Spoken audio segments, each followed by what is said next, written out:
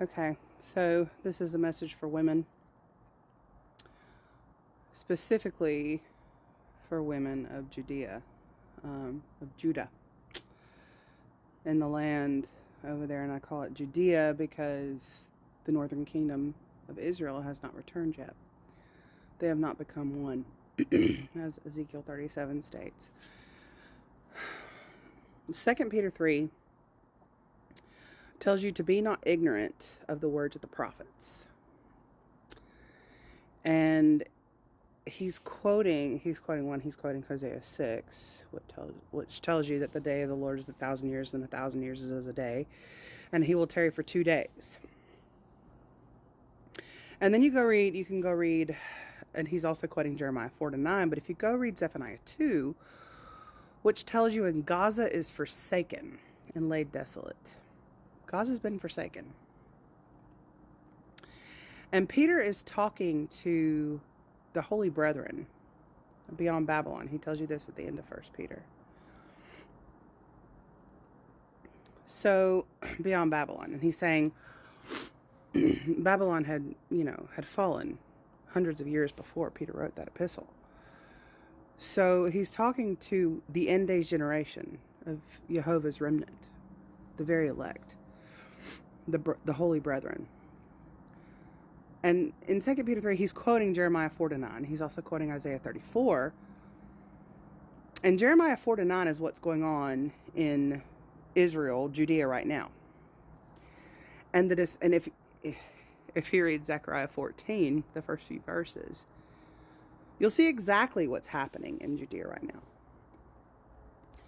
So when I see the IDF women, how Judah is throwing their women out there like pieces of meat, the women in their armed forces, throwing their women out there like pieces of meat in front of an angry enemy that hates you, and you can't see the prophecies in Zechariah 14, in Isaiah 3 and 13, what's going to happen to these women that you're throwing out there like pieces of meat.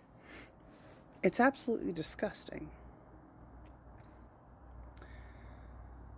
The prophecies of what's going to happen to these women is and to the Christians who cheer it on, it's sick. It's sick. You've got half naked IDF women in bikinis and twerking and, just showing their bodies, and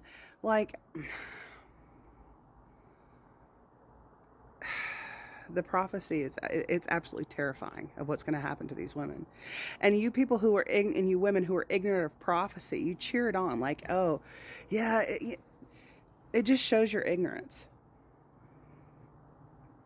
And so this is a warning to the women of Judah. And I have a video on my YouTube channel, a full-length video that I did with 2 other sisters, of a warning to the women of Judah of why this is happening, because you've rejected the Messiah. And if you have accepted the Messiah, you haven't come and looked for your brethren of the northern kingdom. You never fulfilled the royal law. You've allowed idolatry in your land. And all of your other pagan crap that you allow over there. And so this is your judgment. And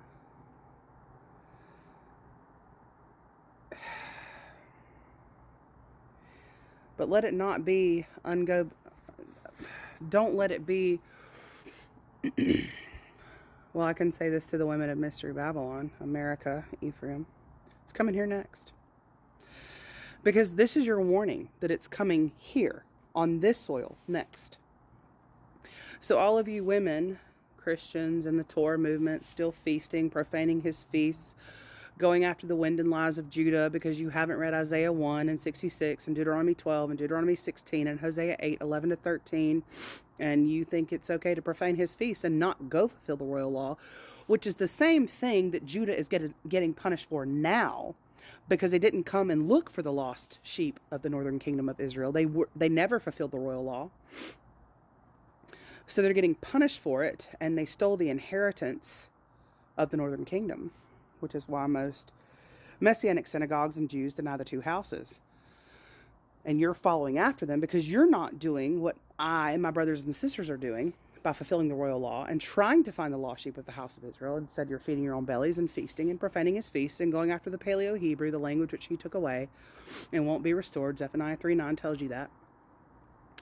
And he tells you in Isaiah 1, he says, do not bring any more vain oblations before me. He says, your solemn feasts and your new moons, I cannot away with. It is iniquity. And then if you go read Lamentations 2:5-7, you'll see why it's iniquity, because he took it away. And you're not supposed to be doing it here in Mystery Babylon, profaning his feasts. And it says your hands are full of blood.